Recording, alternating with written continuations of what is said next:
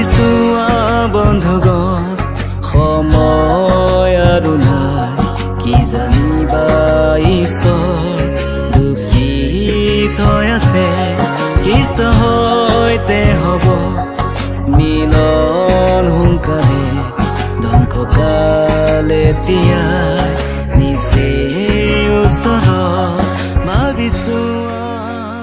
প্ৰভু যীশু খ্ৰীষ্টৰ সৰ্বশ্ৰেষ্ঠ নামত আপোনাক অভিবাদন জনাইছোঁ।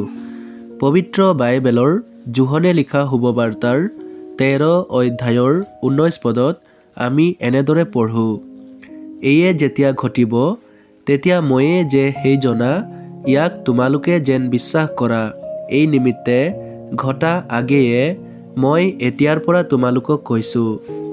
ঈশ্বৰে যেতিয়া মানুহক নিৰ্মাণ কৰিছিল তেতিয়া তেওঁ নিৰ্দোষী আছিল, কিন্তু পাপৰ ফলত মৃত্যু জগতলৈ আহিল। আত্মিক মৃত্যু আৰু শাৰীৰিক মৃত্যু। আত্মিক মৃত্যুৰ অৰ্থ হৈছে ঈশ্বৰৰ পৰা সদাকালৰ বাবে পৃথক। শাৰীৰিক মৃত্যুৰ অৰ্থ হৈছে শৰীৰৰ পৰা আত্মাৰ পৃথক। ঈশ্বৰে ভাগে ভাগে পুৰণি নিয়মৰ ভক্তগণসকলৰ দ্বাৰা ভাৱবাদীসকলৰ দ্বাৰা মানুহৰ এই আশাহীন আৰু অসহায় অৱস্থাৰ পৰা মুক্তি দিবলৈ উদ্ধাৰকৰ্তা প্ৰভু যীশু খ্ৰীষ্টৰ বিষয়ে, তেওঁৰ জীৱনৰ বিষয়ে, তেওঁৰ চৰিত্ৰ আৰু স্বভাৱৰ বিষয়ে আৰু তেওঁৰ মৃত্যু আৰু পুনৰুত্থানৰ বিষয়ে প্ৰকাশ কৰিছে। প্ৰভু যীশু খ্ৰীষ্টই মাজে মাজে এই ভাৱবাণীবোৰ সোঁৱৰাই শিষ্যসকলকো ক'লে।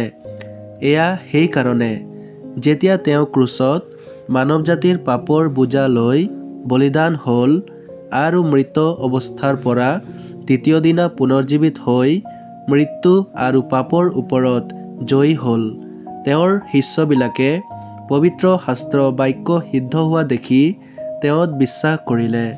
পবিত্ৰ শাস্ত্ৰৰ এই সত্য বাক্যবোৰ প্ৰভু যীশু খ্ৰীষ্টত সিদ্ধ হোৱা দেখি আপুনিও তেওঁত বিশ্বাসৰ দ্বাৰা উদ্ধাৰ পাব পাৰে। ঈশ্বৰে আপোনাক সহায় কৰক। ধন্যবাদ।